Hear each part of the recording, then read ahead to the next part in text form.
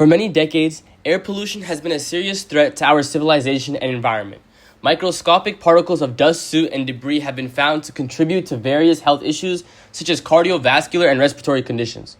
Since the Industrial Revolution, power plants and various factories have been major sources of this pollution.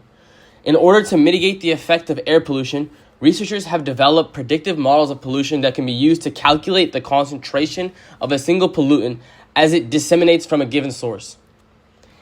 In this presentation, we will go through the Gaussian equation and how it can be used to model pollution over time. First, we will introduce the idea of Gaussian dispersion. Then we will discuss the Gaussian plume equation.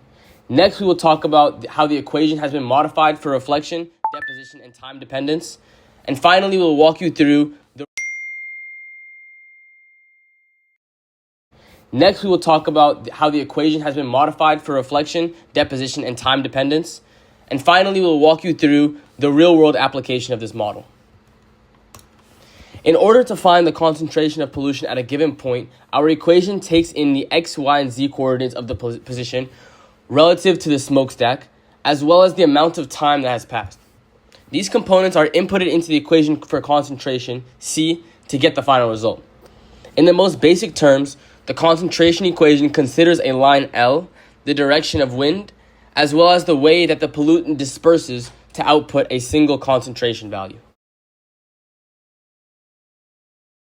When a smoke plume emerges from a smokestack, the wind pushes it in a direction in the three-dimensional space, a direction which we will call the center line. We know intuitively that not every point will move directly along the center line. Because of the nature of particles in air, they will also disperse outwards in the y and z directions, i.e. horizontally and vertically. This dispersion occurs, in the case of both the y and z direction, in the shape of the Gaussian curve shown in the image. We can visualize this a little better with the diagrams on the far right. You don't need to worry about the text in those diagrams yet, but the images should help you understand what the center line means and how Gaussian dispersion looks. Now, let's try to understand what Gaussian dispersion actually means. At a given moment, most of the particles will go in the direction of the peak of the curve, in other words, directly along the center line. However, other particles will disperse slightly from the center line. On the y-axis, this means they're moving to the left or the right, and on the z-axis, this means they're moving up or down. Many particles will disperse on both the y and z-axes. The proportion of particles that move further and further from the center line is given by the curve. This spread of the concentration of the particles, which represents the dispersion of particles in air, is proportional to the standard deviation of this concentration, represented by the Greek letter sigma. Sigma is affected by external factors and will be given when needed. Now, let's combine this concept with math to model the concentration of the particles given any point in the air. The Gaussian plume equation, ignoring ground reflection for now, is shown here. The first part, q over 2 pi sigma y sigma z u, gives us the peak of the curve, meaning the highest possible concentration of the pollutants. This highest concentration level exists only at the mouth of the smokestack before the pollutants begin to disperse in the air. Q is the emission rate, which is in terms of mass per time. U is the wind speed, which is also the speed at which the particles are carried downwind.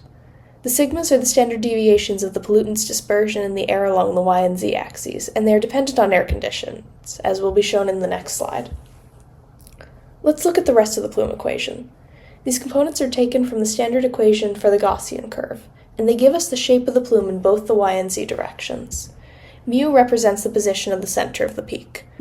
For the y direction, which we use to model the horizontal dispersion of the pollutant's concentration, we define the center of the peak as y equals 0, meaning no dispersion from the center line in the horizontal direction. However, since we define z as the objective vertical position, and the direction of blowing wind often has a vertical component, the center of the peak for z must change as x changes, meaning z is a function of x. Since the peak must begin at the mouth of the smokestack, i.e. h, the height of the smokestack, our function for the center of the peak in the z direction must be g of x equals wx plus h, where w is the slope of the line which represents how the wind pushes the particles on the xz plane. This is everything you need to understand this concentration function. Now we can take any point in the air and use this formula to get the concentration of the pollutant in the air at that point. Remember that when examining a point xyz in the air, y is the crosswind distance from the plume's center line, and z is the objective height above the ground. Note that sigma y and sigma z are functions of x, so we do still need the downwind distance x, although x doesn't explicitly appear in the equation. Peskill-Gifford coefficients allow us to determine sigma y and sigma z based on the air conditions. By multiplying these coefficients by the x that we're examining, we can get the sigma y and sigma z at any point in the air. Here we demonstrate in a Desmos model how the shape of the Gaussian curves changes as we move further away from the source of pollutants. The red curve represents the normal curve of vertical spread. The green curve represents the normal curve of crosswind spread. And the purple ellipse represents the standard deviations in both directions.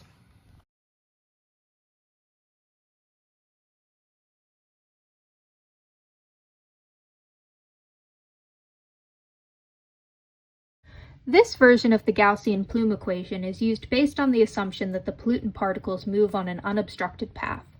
But what happens when some particles inevitably come into contact with surfaces, particularly the ground? Depending on physical properties, these particles may either stick to the surface or bounce off. How do we modify our equation to account for these phenomena? Ground reflection refers to particles hitting the ground and bouncing back into the atmosphere. This contributes to an increased pollutant concentration near ground level. To mathematically model ground reflection, we imagine a hypothetical source of pollutant located below the ground that is the mirror image of our original source. Thus, our concentration at ground level is effectively doubled. Moving forward, we will use the variable h to denote effective stack height, which is the point of elevation at which the plume is no longer rising, or has a net zero upward velocity. This is common notation and replaces the g of x in our previous equation.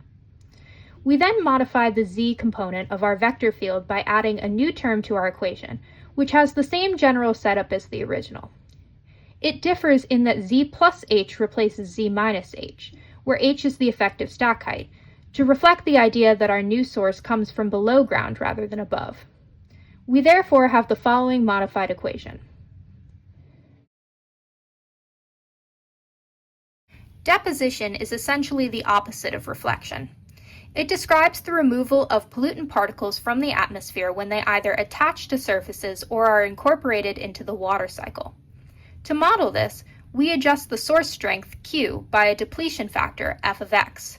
This represents the fraction of the original pollutant that has not been removed from the atmosphere by deposition at a given downwind distance, x. This calculation takes into account the rate of deposition, wind speed, and vertical dispersion, among other factors. We will not be going into the details because it involves complex integration. Incorporating this into our Gaussian plume equation, we get this.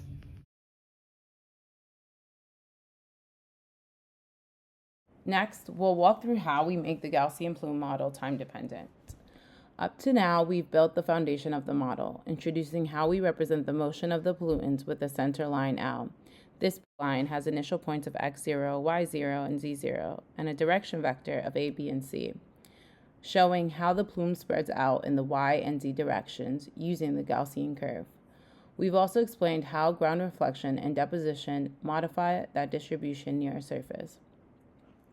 Now we'll take those same ideas and add one more dimension, time, to show how concentration changes hour by hour as wind and emission conditions vary. So far, we've treated the plume as if everything stayed constant. One steady wind speed, one emission rate, one shape. But in reality, conditions in atmosphere are never constant. Wind speeds shift, temperatures change, and factories can vary their output. So instead of writing C as a function of 3 variables, x, y, and z, we extend it to be a function of 4 variables, x, y, z, and t, meaning that the concentration depends on position and on time. This new idea is to treat the plume as quasi-steady. At each hour, it keeps the same Gaussian form, but its parameters, emission rate, q of t, wind speed, u of t, and dispersion coefficients, sigma y of x t and sigma z of x t, and the h, the effective stack height, representing the physical height of the smokestack plus the initial rise of plume, which this portion can change with time. In our simplified model, we treat h, the effective stack height, as constant, representing the physical smokestack height, plus the initial plume rise. However, other parameters like q of t, u of t, and sigma y and sigma z can vary with time. So we'll express the concentration as c, x, y, z, and t to reflect its time dependence. The time-dependent version of the Gaussian plume equation looks like this. If you look closely, it's the same shape as we saw before. The only difference is that every major variable now depends on time, t. Here's what each symbol means. Q of t, pollutant emission rate per second. U of t means the wind speed. Sigma y, x and t, and sigma z of x and t are the plume spread horizontally and vertically. H is the stack height plus the initial plume rise, and this here, the plume rise portion, can change with time. By adjusting these with time, we can model the concentration profile for each hour, almost like taking hourly snapshots of the pollutant cloud as it drifts and expands.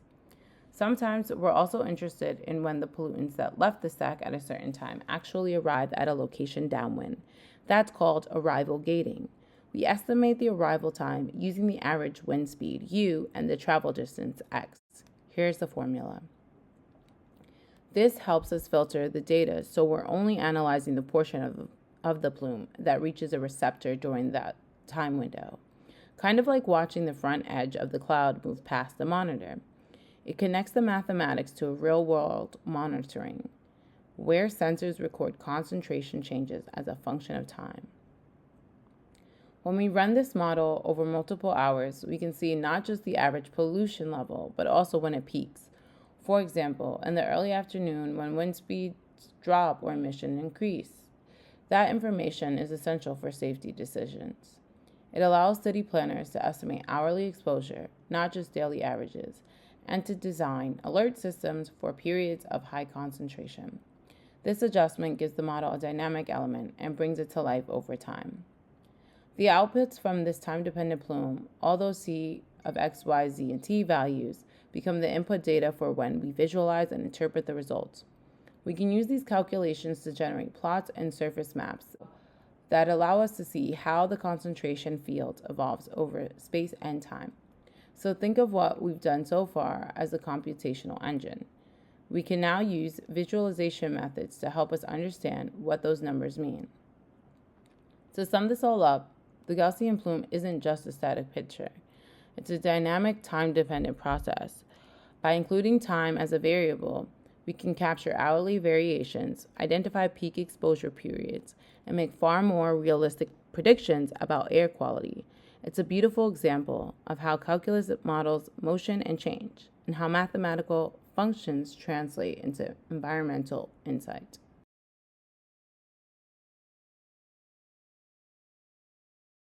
Now that we've learned about the Gaussian plume equations, we will see how they can be applied to a real-world scenario.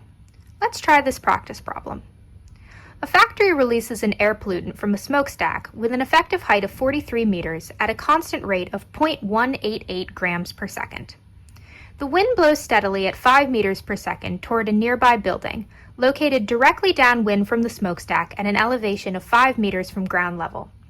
At this location, the plume spreads horizontally with sigma sub y of 100 meters and vertically with sigma sub z of 50 meters.